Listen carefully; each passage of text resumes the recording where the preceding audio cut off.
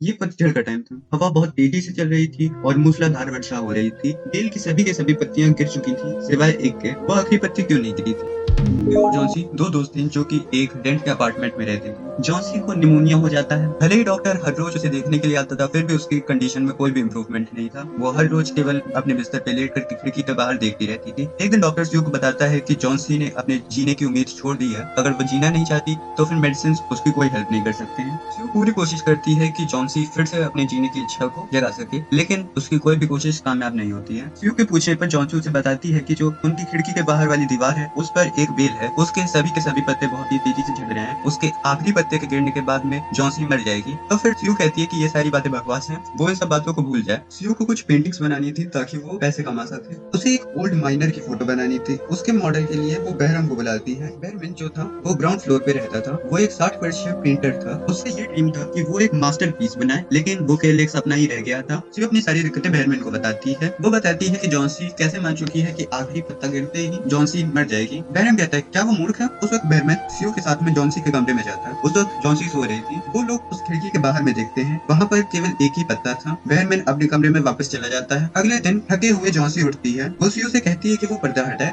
स्यू हिचकिचाते हुए पर्दा हटाती है और फिर वो एनर्जेटिकली जॉन्सी से कहती है कि देखो अभी तक वो पत्ता नहीं गिरा है, वहाँ पर अभी भी एक पत्ता था। तो फिर जॉन्सी कहती है कल बहुत ही तेज हवा चल रही थी और बारिश भी बहुत तेज हो रही थी, मुझे लगा था कि ये आखिरी पत्ता भी गिर जाएगा। तो फिर स्यू कहती है कि तुम नहीं मरोगी, तुम्हें अपने दोस्तों के लिए जीना होगा। तुमने सोचा है कि मुझे क्या होगा अगर तुम मर जाती हो? जॉन्सी स्माइल करती है और अपनी आंखें बंद करती है। और फिर जब जब वो हर घंटे विंडो के बाहर देख रही थी, वो लीफ वहाँ पर फिर भी थी। वो ऐसा लग रहा था जैसे कि वो उस लीपर पे चिपक सी गई हो। शाम को एक और आंधी आती है, फिर भी वो पत्ता नहीं गिरता है। जॉन्सी बहुत टाइम तक उस पत्ते को देखती रहती है, वो पत्ता फिर भी नहीं गिरता है। फिर वो स्यू को बुलाती है और कहती है कि मैं एक बुरी बच्ची थी, तुमने मेरा बहुत ध्यान रखा, फिर भी मैंने तुम्हारे साथ कोऑपरेट नहीं करा। मैं बहुत ही ज्यादा डिप्रेस्ड और ग्लूमी थी। फिर इस लास्ट लीफ ने मुझे बताया कि मैं कितनी बुरी थी। अब मुझे ये पता लग गया कि एक पाप है मरने की इच्छा करना। तो फिर में डॉक्टर आता है और फिर जब वो जॉन्सी को एग्जामिन करता है तो फिर वो स्यू को बताता है कि अब जॉन्सी के पास जीने की इच्छा है और मुझे पूरा विश्वास है कि ये बहुत ही जल्दी ठीक हो जाएगी। अब मुझे नीचे जा करके बहरमैन को देखना चाहिए, वो भी निमोनिया से ग्रस्त है, लेकिन मुझे डर लग रहा है, उसके लिए शायद कोई भी उम्मीद नहीं है। अगली सुबह स्यू जॉन्सी के बेड पर बैठती है और कहती है मुझे तुम्हें कुछ बताना है, मिस्टर बहरमैन अब नहीं रहे, वो निमोनिया से मर गए।